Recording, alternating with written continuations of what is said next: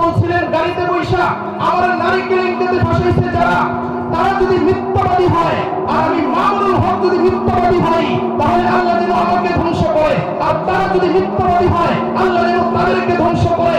মামুনুল হক সামনে ৩-৪ বছর জুলুম করতে পেরেছো, কিন্তু আলহামদুলিল্লাহ আল্লাহ মামুনুল হক সাহেব নির্দোষ প্রমাণ হয়েছে।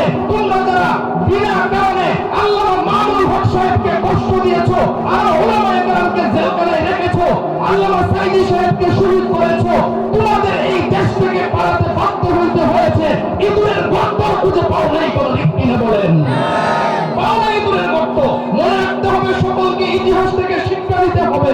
প্রত্যেকেই যারা জুলুমকারী হবে সকলের একই পতন হবে, কথা ঠিক কিনা?